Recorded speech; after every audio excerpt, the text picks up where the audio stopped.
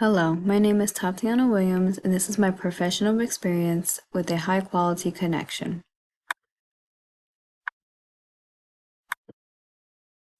As a dog groomer, most of my day is spent learning and interacting with new people. Because of this, it can be difficult to create high quality connections, especially if you need to keep on schedule and only have 3 to 5 minutes to interact with guests at check in and check out. For this reason, I have decided to build a high quality connection with one of my clients, specifically a new guest. I have decided to work with a new client because first impressions are important, and building this trust and connection on the first occasion will ensure more positive interactions in the future. Furthermore, they will want to come back. In order to successfully build this high quality connection, I plan to be present and genuine with my client, as well as actively listen and engage with them, so they understand that I am there for them. I will reflect on how this interaction made me feel, as well as evaluating body language from both my client and I, and verbal exchanges.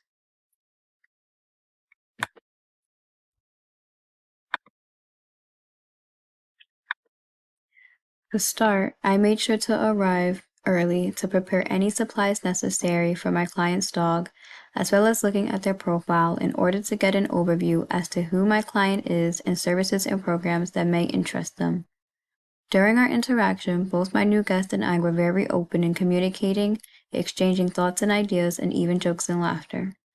After our quick introductory discussion, my client also expressed to me how important of a decision it was for them to allow another to care for their dog. This made me feel proud and happy. By simply listening to my guests' concerns and not imposing all of my ideas on them, I gained their trust.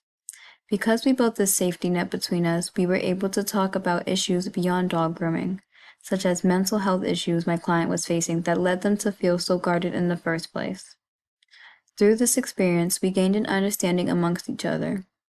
The new guests thanked me multiple times by expressing their gratitude and rebooking the same day. I've also learned through this experience that people are willing to connect when we are present and listen, when we take the time to understand the human in them.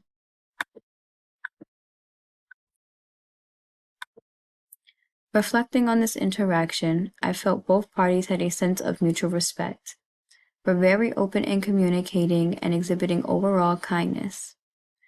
Through this engagement, I have also found that high-quality connections are the make it or break it moment, meaning how we interact with others during this or any moment, how we carry ourselves and respect the other truly decides how trusting and open they will be towards you, and vice versa.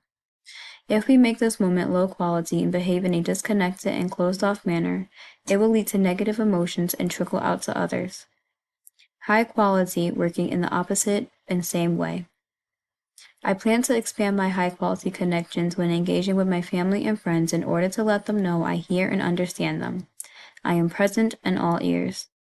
If on the receiving end of a high-quality connection, the best way to use it in response is to simply reflect it back. Be respectful and mindful of others and try to understand them and where they are coming from. Both high-quality connections and appreciative inquiry start at the individual level and build positive relationships that affect communities.